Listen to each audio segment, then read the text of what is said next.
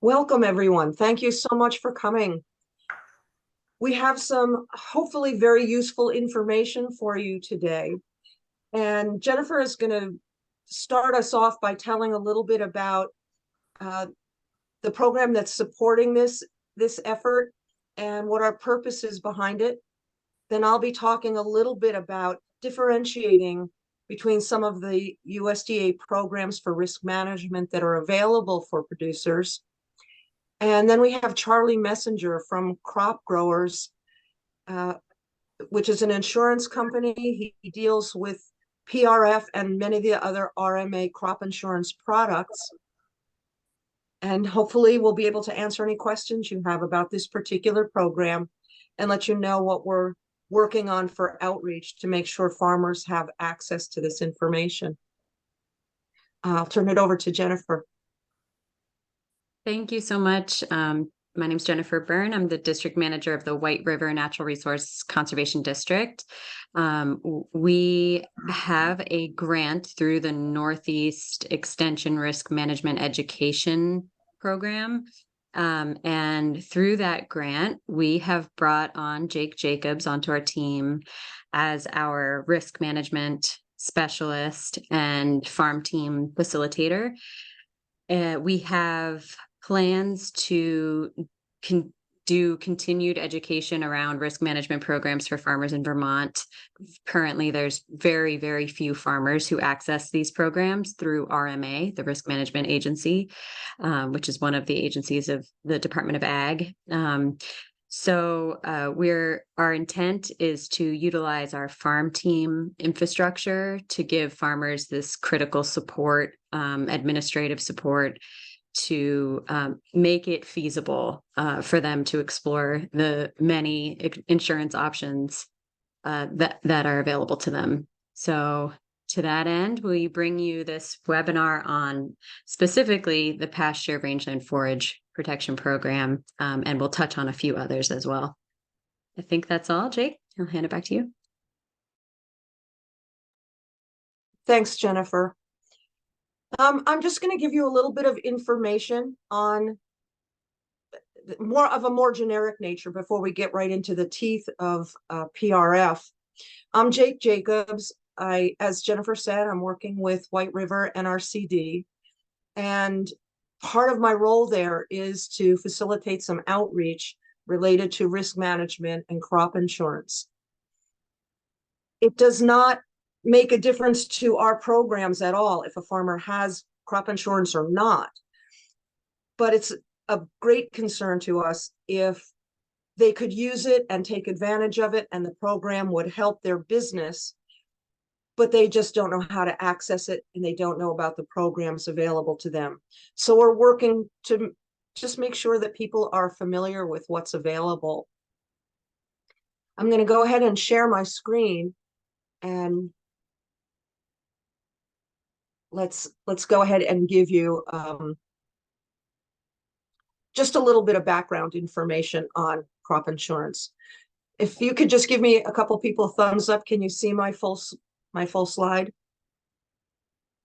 Great. Okay, thank you.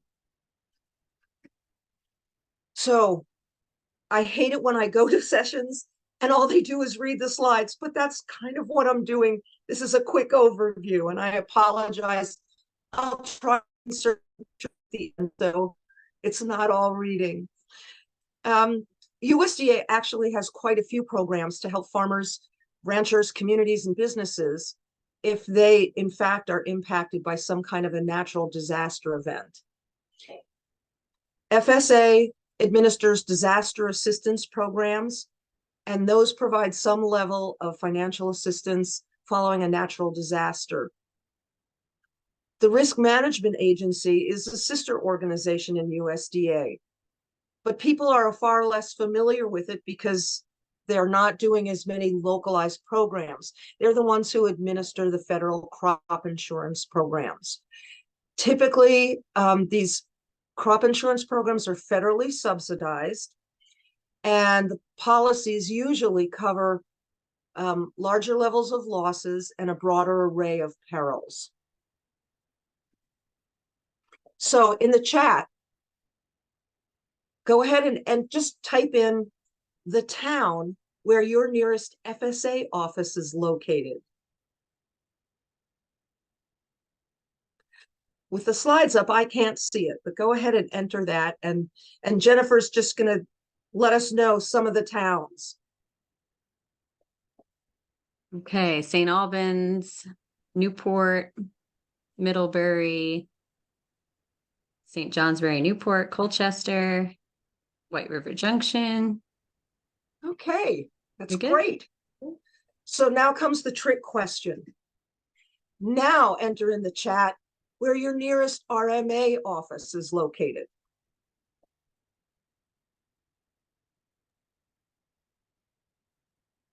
Take a guess if you don't know. Colchester, question mark, question mark, question mark. Huh? A bunch of question marks. Don't know. Anyone else want to take a guess?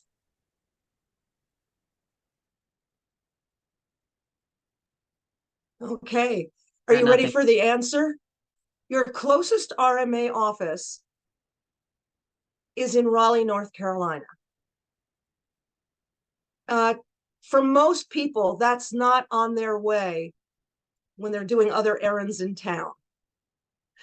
And that's actually one of the issues. They don't have that federal presence in the USDA service centers.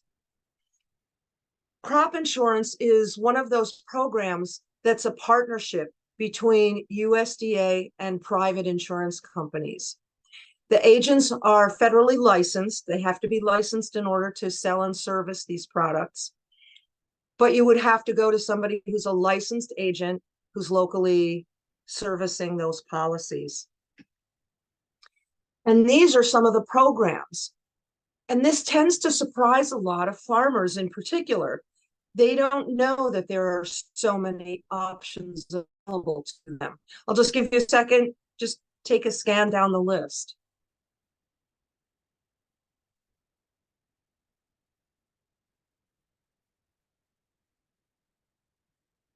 Are there any surprises in there? Are you seeing any programs that maybe you didn't know existed or weren't familiar with as available to Vermont producers?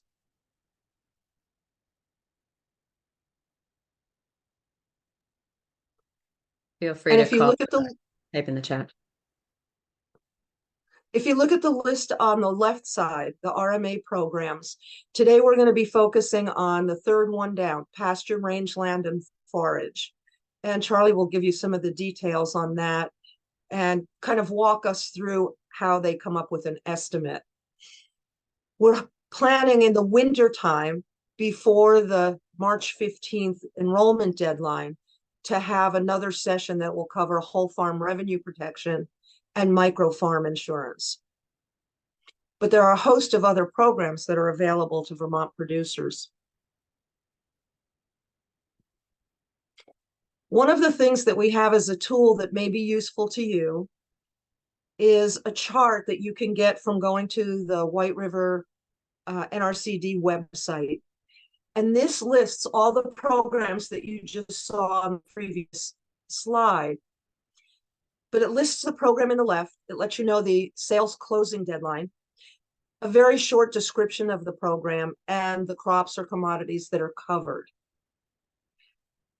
So you can imagine it's a fairly lengthy document. You are certainly welcome to see it.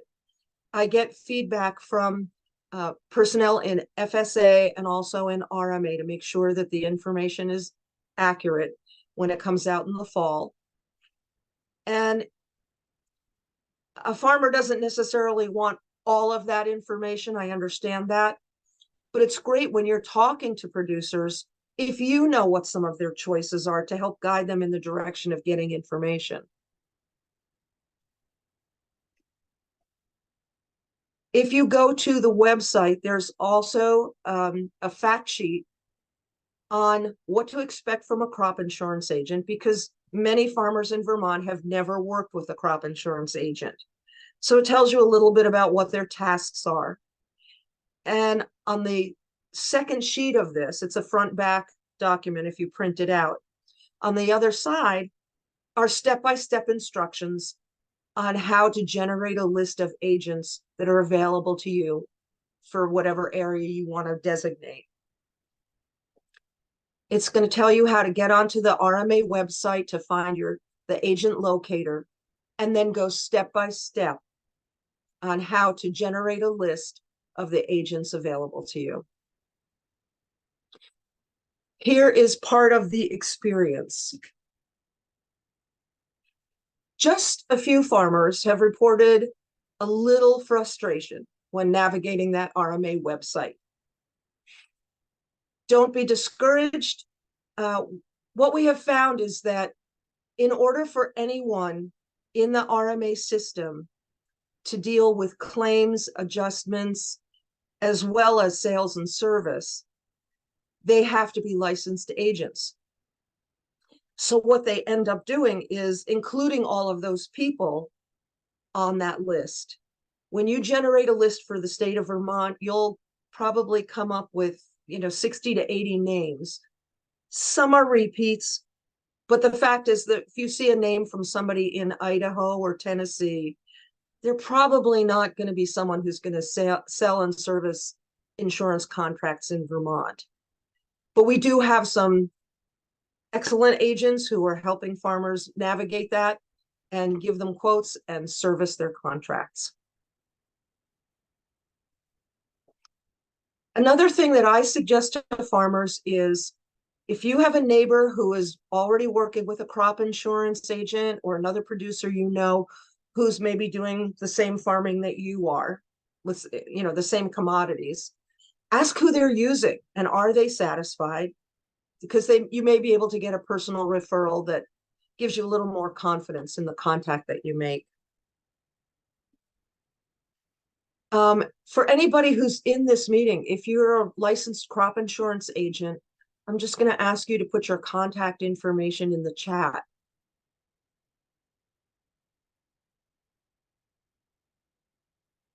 There are not a ton of agents servicing farmers in Vermont, but we have some very skilled and knowledgeable agents who are available.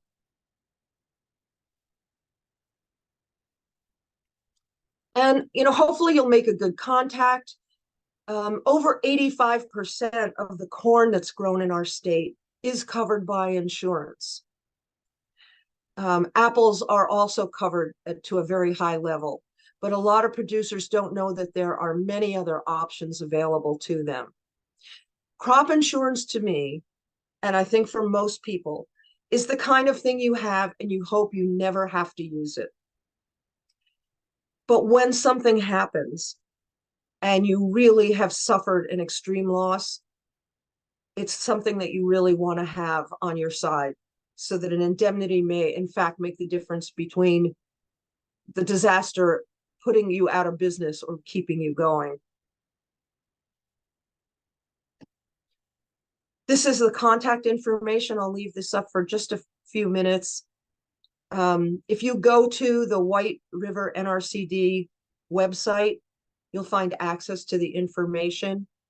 And of course, our contact information is there. Please don't hesitate to reach out by email or phone if you have questions or are looking for more information of a broad nature.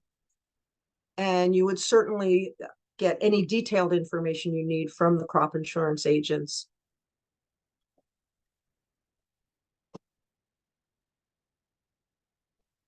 So at this point, any questions?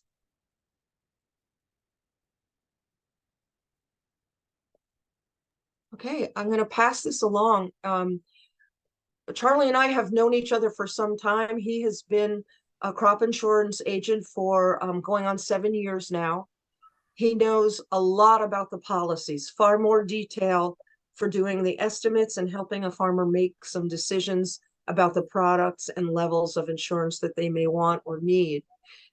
Charlie, I'm going to go ahead and turn this over to you. Teach us about PRF. Okay, thank you. How do I get myself on the main screen here? Oh, you're off. Okay, so anyways, I didn't know who would be on this today. whether it's producers or professional people like yourselves, FSA. But for the same offering that I would do for clients come to their house and go through this program with them, I will offer that same invitation to you folks. I would come to your office, and I'm sure Elizabeth would also, to the FSA offices or whatever, and do a more in-depth um, analysis of PRF. But I know you have certain regulations that you can't favor any agents or anything like that, but at least that's an offer if you need it.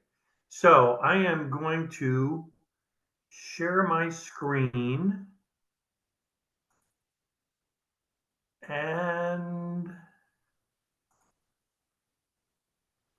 are we there? Give me a thumbs up. Okay. All right. So let's start talking about PRF.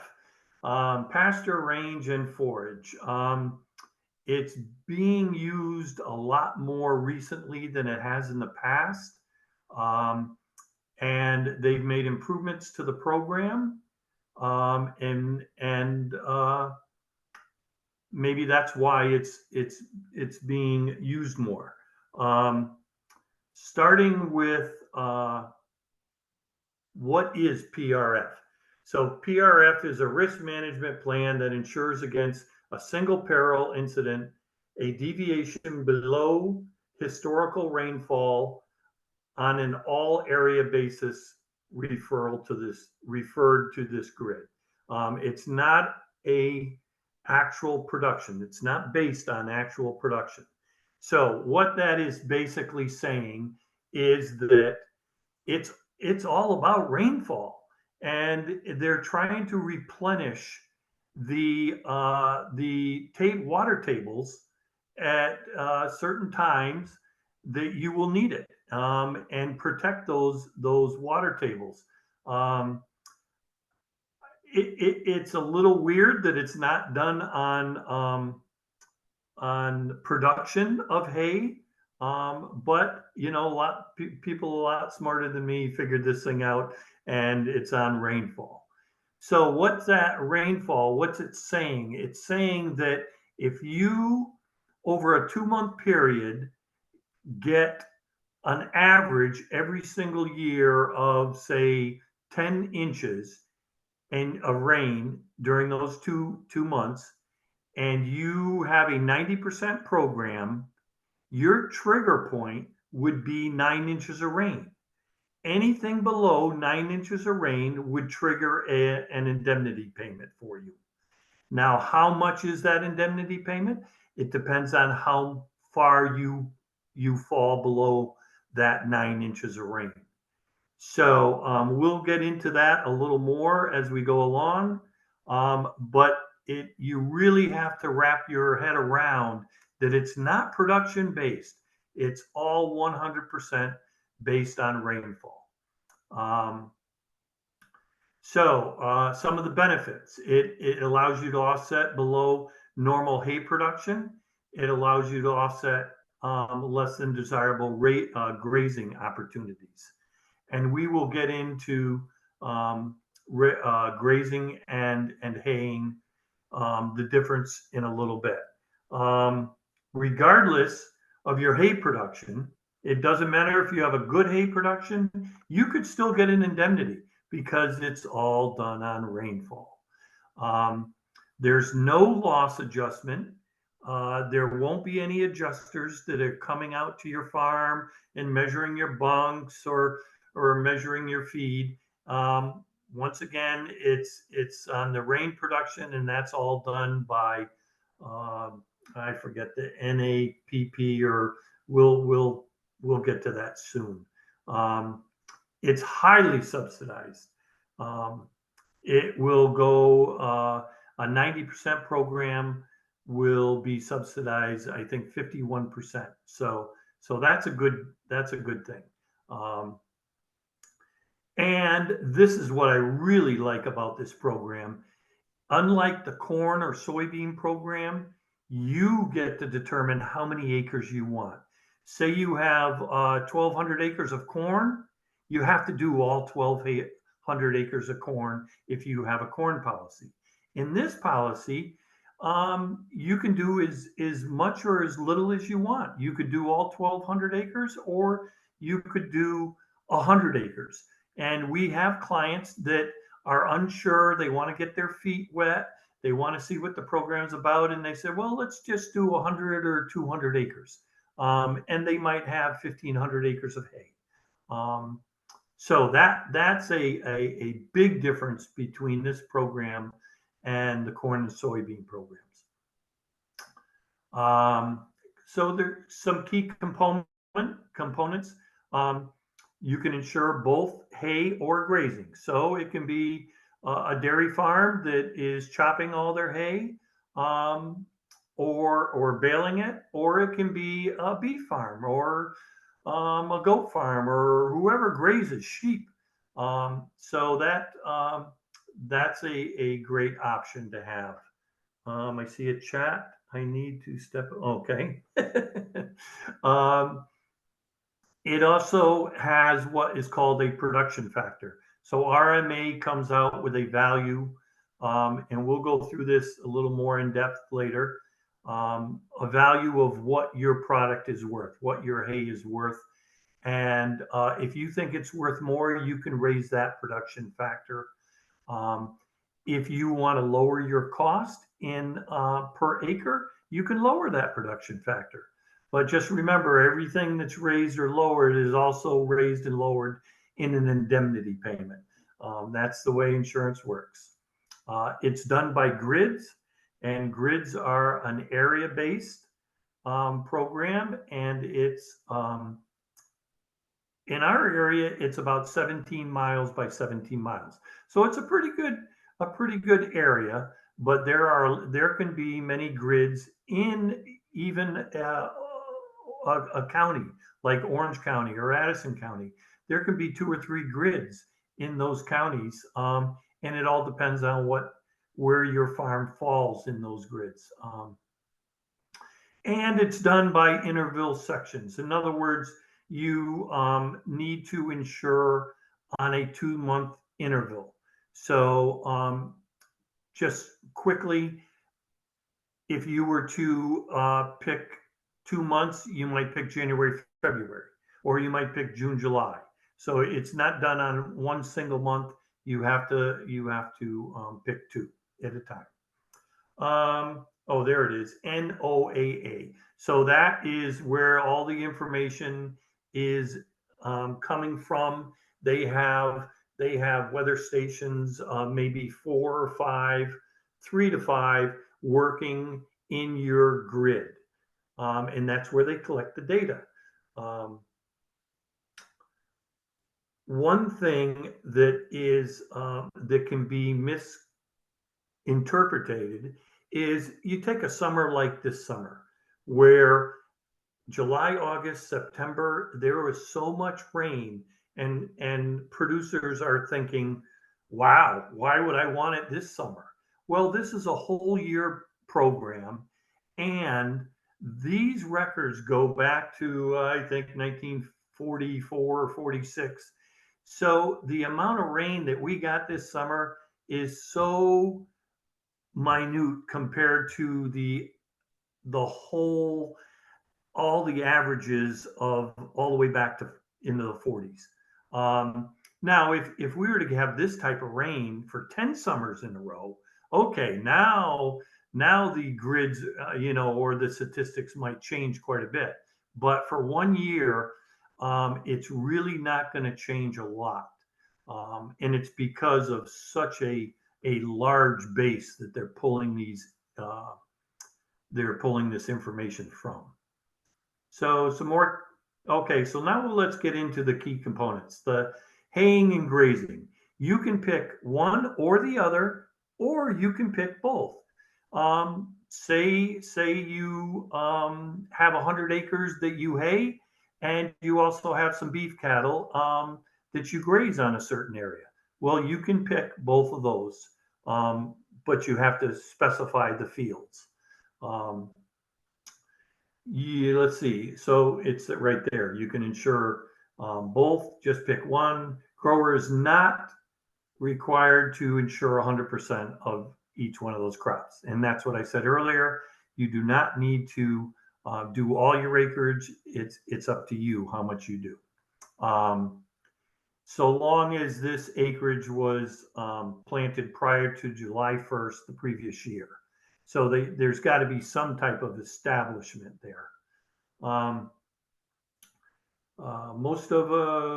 Okay, you need to have, must have a share in the crop and it is grown for the intended use. So, that's pretty self-explanatory. You need to own the land or rent it, and it's got to be for hay or grazing. Insurable acreage is haying or grazing land that is naturally presented and not planted annually. Okay, so that's sort of self-explanatory too. You can't be plowing this up every year and replanting it to an annual crop. And the last part, for the purpose of these, okay, that's just added there. Okay, so here we are with the subsidy levels. And like I said, if you look all the way over to 90%, it's subsidized 51%, you pay 49. The 90%, the reason I say that the most is I assume irrigation is taken into account. So for the person who said that, when you pick your policy, when we go through the quote, you will pick non-irrigated or irrigated. So that would be covered under that. And the subsidy here, it is 70%, it's 59. But once again, we recommend that you go with the 90%. It will trigger at a higher it is a higher trigger point. So CAP is not available in this program. Okay, some more key components. So this is going to be pretty much on the production factor that we talked earlier. So the county-based value is a dollar value established by RMA for each one of the crop, or for each type of crop. So they might set a value of $250. That's what your crop's worth. If you feel it's worth more, such as maybe you have a pure stand of alfalfa, then you can increase that productivity factor to 1.5. But remember, when you increase the productivity factor to 1.5, your indemnity would increase 1.5, but also your premium will. And we will go through that in our quote. Let's see. So in the grower will decide what productivity level he wants. We usually quote at 100% and then 150. Now you can go down to 60%, and if the cost per acre is $10, and a client would say, well, I'd like to get it down a little lower, this is one way to do it. You could go at an 80% productivity lower. It would lower the premium. It would also lower your indemnity payment if you triggered. That's a pretty good range, a pretty good option. If you were to be in a grid that 9 out of the last 10 years, you got a payment, or that grid was triggered for a payment, 150 might be the way to go. Because even though the premium does increase, your indemnity increases a lot more, and it would be well worth it. But that's, once again, something we talk over with the producer. And here's an example right here, 100%. The county-based value would be $348, and if you increased it to 150, the value would be 522, and that number will be reflected in your premium and your indemnity payment. Okay, so here's a grid. Here's how we pick your grids. We can type in your address of your farm, your fields, and your grid would pop up on one of our screens. We use rain and hail as our AIP. And then we go from there. Once we find your grid, we get the grid number, we plug that in, and we start quoting. You can see this one's down by Cortland, in Ithaca. I should have had probably an example of Vermont instead, but okay. So here are the key components for the intervals. You have to pick 2 months, and as you can see, they go January, February, March, April, May, June, July, August, September, October, November, December. Those are the 6 top intervals. Now, what if you wanted to pick February, March? Well, they also give you that option. So there are actually 11 options to pick. You don't have to pick 2 in a row. You can pick January, February, you can pick July, August, and you can pick October, November. You can pick anywhere from 2, which is mandatory, up to 6. It depends on the old philosophy. Do you want to put all your eggs in one basket? So if you had 2 really good grids and you want to just use those, you could. If you want to sort of spread this out over a 6 interval period, you could also pick 6, and then you have to weigh what percentage you want in each one. So here we go with the values. When you let's just jump down to the bottom and say you pick 2 grids. You could pick a 60% and 40% in each one of those grids, or you could go 70-30. You have to have at least 10% in a grid, and no more than 70. But because you only pick 2, you're sort of limited to a 30-70 or a 60-40 or any other 5% in that range. If you were to pick 6 grids, you could pick 10%, 10%, 50%, and 30%, or 10-10, whatever equals 100%. And when we get into the quoting, you'll understand this a little more. You might put a higher percentage in a grid that pays off more. But you also might want to put 10% in another grid because you need rain or snow cover in March in order to have a good first cut. Once again, utilizing the National Oceanic and Atmospheric Administration. And as you can see, the records go back to 1948. So what happened this summer is very important for our farmers this summer, but according to the information and how it's going to affect the overall information, the rainfall, it's not going to affect it that much. It's not going to change.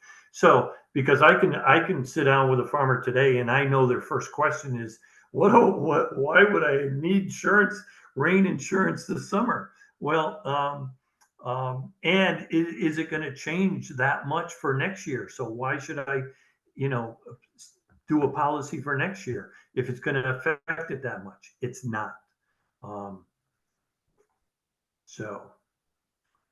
Intended use limitations. Okay, so these are just some of the limitations. Acres are insurable if they're not on such a steep slope, and there's a water source available for the grazing animals. Um, Acres are not insurable if they are so steeply sloped or covered by water when you're doing the hay policy. That's just, something to watch out for. Obviously, we have this conversation with the farms when we start picking fields, and which ones to pick. The other thing that another question that is brought up is, can we insure for hay, take a first cutoff, insure that for hay, and then graze it? Yes, so long as you have one mechanical cutting of that field or what is insured for hay, it can stay insured for hay, even though you might turn the animals out, whatever animals there are out on the, to graze that. So that's a question that comes up all the time. But you don't want to take first cut and then put it into corn, because if you do that, you're going to be insuring it as corn and hay, and you're just wasting your money on those fields. So if a farmer was to, if a producer was to insure for hay, you would want to make sure the fields he's insuring, he's not going to plow up. Just that's one question we would ask producers as we went along, because a lot of farmers do that. They'll take a first cut off and then they will put it into corn or soy or whatever. And two simple but very important dates. A sales closing date is December 1st. So that's coming up. That's within a month. And billing date is September 1st. Those are the two really important dates that you need to know. And now we are going to, one more slide, sorry. So here are some RMA resources that will help you out in some of the tools. And that's a grid locator to find where your farms are, what your grid numbers are, the historical rain index. You can pull that up on RMA and get the history. Decision support tool. I don't actually know what that is. We have a support tool, but I don't know what RMA's is. And the estimated indemnities. You can actually figure out if you insure and pull these grids up, you can see what would have happened in the past for the years, 10 years back, and we'll show you that in just a minute. Documents, basic provisions, policy provisions, insurance standard handbook. That's where all these rules are, if you need to look it up. And also we have a fact sheet. It's been taken off our website, but if you would want this fact sheet, you could email both Elizabeth or I, or crop growers, anybody at crop growers, and get this fact sheet. And it's basically what we talked about, put in a nutshell. It's very basic. It doesn't go into a lot of detail, but it gives you the facts. And then from this information, you will determine whether you want an agent such as Elizabeth I or an agent that you work with to come out and do a specific quote for your farm. And now we get into the quotes. Now, hopefully, you can see this. If you can't, I'm going to go through the steps very quickly. So we have the level. So this is when we sit down with a producer, this is what we're going to do after we talk about the program. and we're going to pick a level. So I've already pre-done this. So we picked the 90% level. We found a grid in Orange County. And this is the grid number. And we picked haying rather than grazing. We picked non-irrigating. We are not an organic practice, although we can insure organic hay, not pasture. And the county-based value was set at 264. This is done by RMA. And we also picked the 100% and the 150% level, one share, and we just roughly did 100 acres. Now, from the information, we came up with, on the next slide, this information, but I'm going to go back.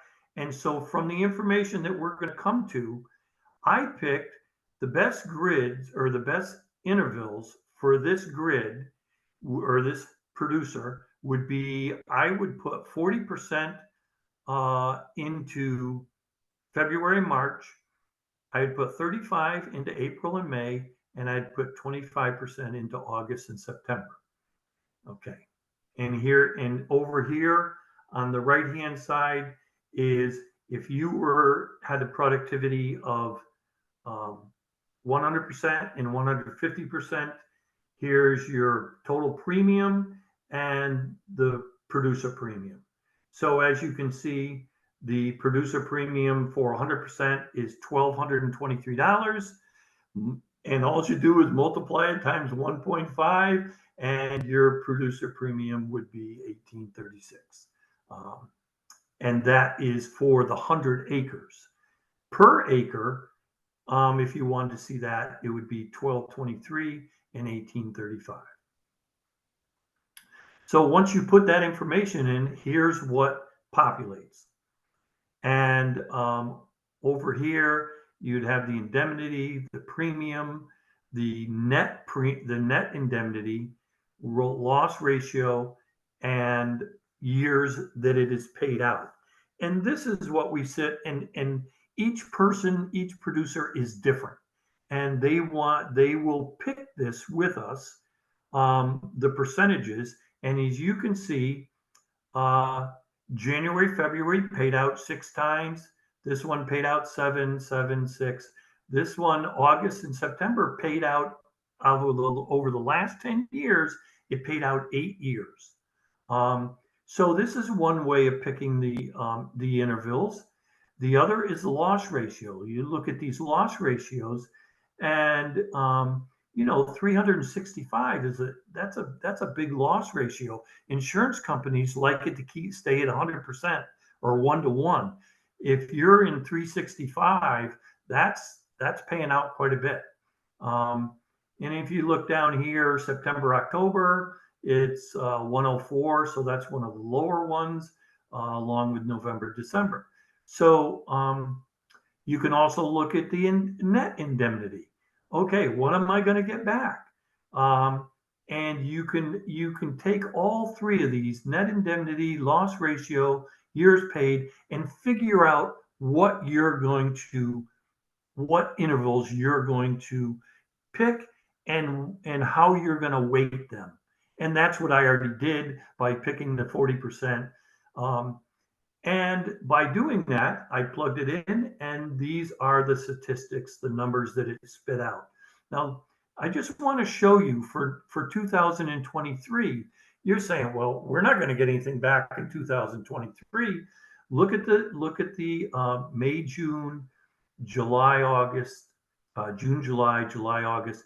Remember how, it was just around the corner. Those were wet. They did not pay out.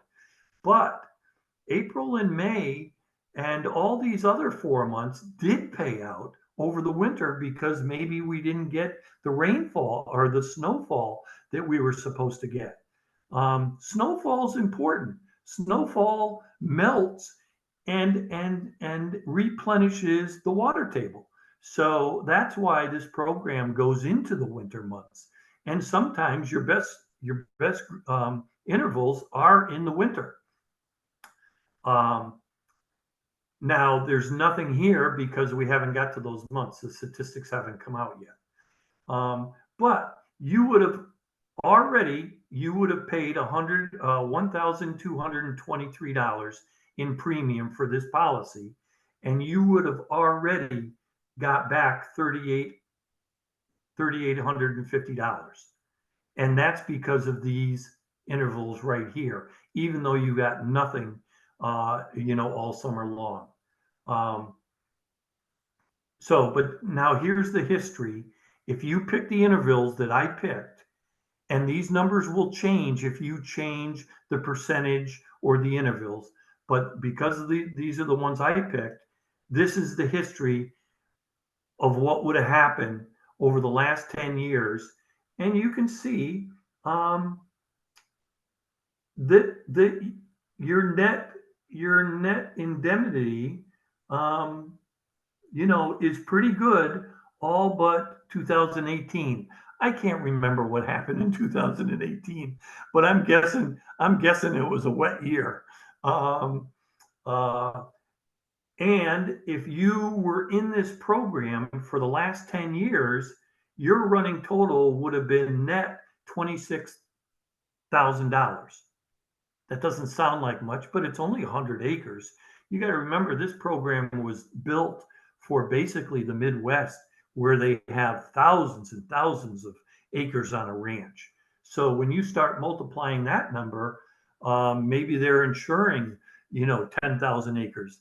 That's a big number. It turns out to be a big number. We're only doing it on 100 acres. Now, if you go down to the next slide, we're looking at 150%. So if we used a production factor of 150%, here are the numbers that you'd be getting. And now your running total would be netting 39,000 over the last 10 years. But look, your premium has increased, but so has your indemnity payment. So these are things that we talk about to a farmer, a producer, that they may be premium sensitive, and we take that into account. They may look at the chart differently than we do and say, I really don't want to go on those numbers. I want to go on rainfall that I need for my second cut or third cut and when that comes in. So this is all the conversation that we would have with farmers, and then try to pick the best policy for them.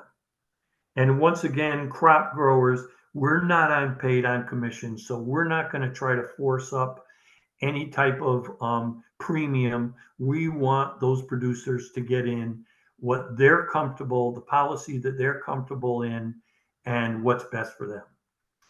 The next slide is all the information that we talked about, all in a nutshell.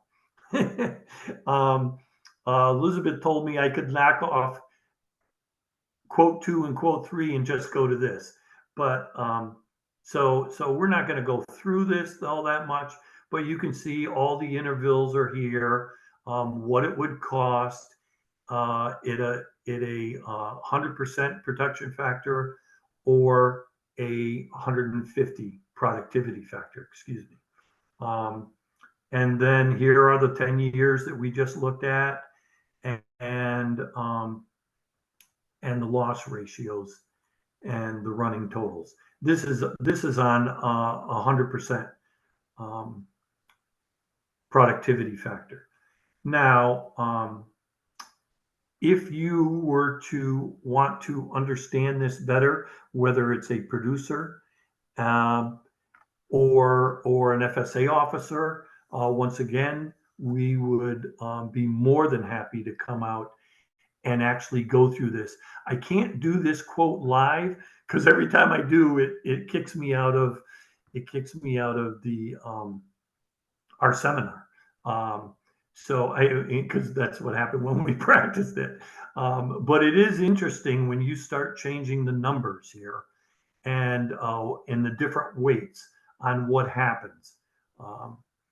So that's our tool. And here's my information, and also Elizabeth, who is another agent in Vermont.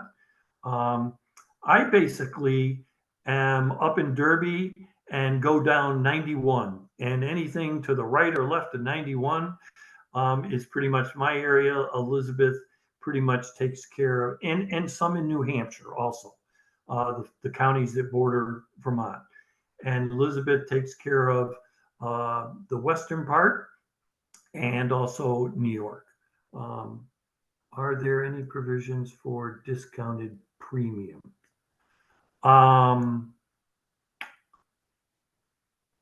Not that I know of. The only discount that I would look into is maybe military or beginning farmers. They might have the discount.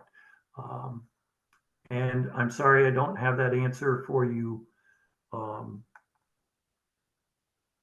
except for maybe if Elizabeth knows, she could pipe in.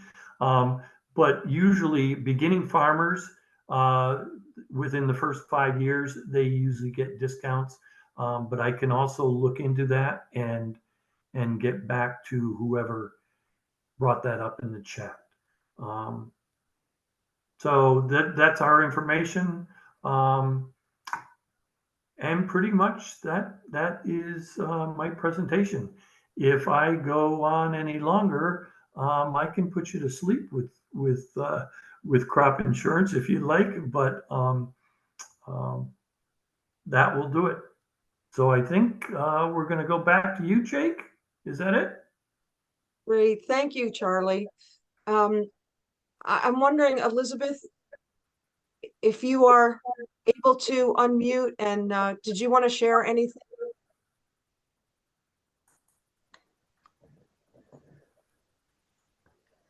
I didn't have anything else really to add. I mean, if anyone has any Can you questions. comment on the new and beginning farmer discounts that are available? And I believe it's the same for veterans. And Yes. I believe certain other categories of farmers who may be from some certain underserved populations. So that one, they do offer a discount. I can't remember if it's 5 or 10 years of being right off the top of my head. But that's the only discount that I know that is offered.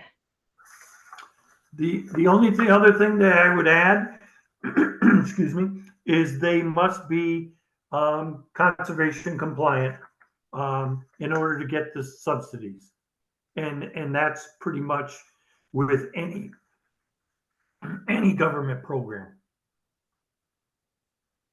So would that be the RAPs that we have here in Vermont?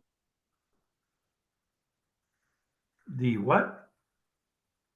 The required agricultural practices? No, it's Jennifer? a federal, Jennifer's yeah, it's a federal compliance. Conservation, yeah. And if you are, then you get those subsidies. If you're not, then you have to pay full price, and that's a big difference. It's an 80-10-26 form that they would fill out. It's essentially swamp buster, sod buster. And actually, all our clients, we keep track of that. So any possible new clients, we would bring that to their attention. From the chat too, Julie has clarified too what Elizabeth offered. It's the AD 1026. And Denise has also added, beginning and veteran farmers receive a waiver on all administrative fees, and they are also eligible for a 10% additional premium subsidy. Okay, perfect. So that would be something that would be worked into the quote. I have a couple of questions. One of them is, has this policy paid any producers in Vermont this year? I do not know that. I would have to look up into the statistics, who's got paid out. I have the clients that I have did not pick the grids that got paid out, because they inform us of when a producer is paid out. I don't know about Elizabeth. It was like January, February, and February, March. And it might have even been March, April. Those months, if someone had picked that interval, it paid out to them. But like Charlie said, it really depends on your grid and what your historical data is, because it is a deviation from that. Yeah, that was an example. What I brought up, that was an example of one small portion of Orange County. What Elizabeth and I have found as we've done research is Addison County is got some very high paying grids, 8, 9 years, and then down in Bennington. So it seems like the droughts are south and coming north now. Just from the grids that have been paid out in the last few years or the last 10 years. So I would certainly imagine, even this terribly wet year, that anybody who had policy coverage intervals in the spring, those early months before July were horrifically dry. yeah, and we're not done yet. We still have November, December, and that's another grid. And you're going, well, if we don't get any snow, or moisture in those 2 months, there's another possibility, depending on how that grid looked and did you pick it. Right. We had another question in the chat too. Can you tell us how many farmers have this policy in Vermont? I don't know how many. We don't have that many. I don't know. I would say maybe a dozen or less. But it's up and coming. We have not pushed this until the last, or really presented it until the last couple years. So we have had a lot of interest. Now it's up to us to get out to our clients and sit down with them and show them their grids, and will it work for them? Is that something they want? It's like, I look at it as like the last step. It's they cover their corn, they cover their soybeans, many cover their milk, and then all of a sudden we send this program out to cover their hay too. It's sometimes it's a negative effect, just that's too much insurance. But the ones that see the real value are the ones that will sit down with us and look at their acreage, look at their grids, and insure their hay. I also think we're seeing a little more emphasis on forage programs. Farmers who are organic, there's certainly an issue that goes with that. Trying to extend their pasture seasons and access to more forage land for their animals. There's just a bigger demand. The older style of confining animals starting in October or early November, we're seeing less of that and more of extension of those forage seasons. I also believe that that they made some improvements to the program, and since they did that, there has been more payouts, and there's been more interest, and so now it's up to Elizabeth and I to get the word out, because we've only been really pushing this and for the last maybe 2 to 3 years. So it's in the realm of time, that's not very long. Right. So. But it's interesting. I think that we tend to look at the Northeast region in general as being pretty wet. We don't think of it as being a rain deficit area. But I know that over the last number of years that there have been a lot of indemnity payouts on these policies. If you take a look in the chat, Jennifer has added the fact sheet on beginning farmer and rancher benefits for crop insurance. So that's some generic information for folks. Just a Oh, go ahead. statement on that. This is I'm used to the veteran definition and the beginning farmer definition from NRCS, and I'm familiar with the one from FSA, and the one from RMA is different than all the other ones. So just so that everybody's aware. And also, when we say veteran farmer, it's really not just anyone who's a veteran. In NRCS, I believe it's 10 years. In this program, it looks like it's only 5 years. So they have to have achieved their veteran status in the last 5 years. So it's very limited and very frustrating that USDA defines it differently across all their agencies. Like, come on. It's crazy. Yeah. Agreed. Especially on farm teams, we're trying to coordinate services from all of these agencies. So the variations in definitions is even more frustration because one definition qualifies them for something with one agency, but not for another. It's maybe they'll get it together, maybe. I also want to point out that the premiums are the same, regardless of the agent that the farmer is working with. Charlie had mentioned this, but it's a really important point. It's not like they're going to get a quote from one agent and they should talk to another agent to see if they can get a better deal. The premiums are set federally. These are federal programs. So there isn't really a variation on that. And if you're looking for more information, Jennifer, would you just put the website in the chat again? Also, Jake, Yes.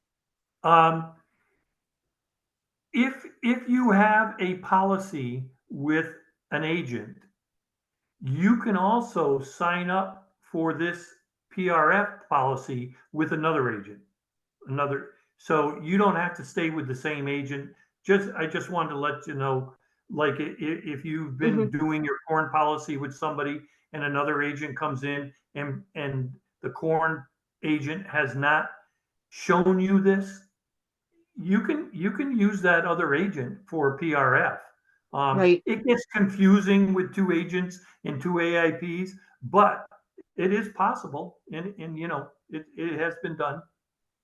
And one of the things that I'm glad you brought that up, because one of the things I have seen in the field is there are some agents who don't want to deal with certain policies for whatever reasons. That's their personal discretion, I suppose. Theoretically, any licensed federal crop insurance agent should be able to handle any of the products, but we know that's not always the case. For example, there's a milk coverage policy. I know that Charlie works with quite a few farmers on that, but I also know that there's some other agents who don't deal with that milk insurance program. So you may have to ask another agent. It's important for farmers to know that they do have options. And I'm more than happy to talk with anybody to help them navigate that agent locator if that's an issue for them, if they're trying to find an agent. But we did have a few contacts in the chat. Were there any other comments or questions? Any other thoughts on this? We're really hoping that farmers can at least be aware enough of this program to see if it's an option that they want to take advantage of.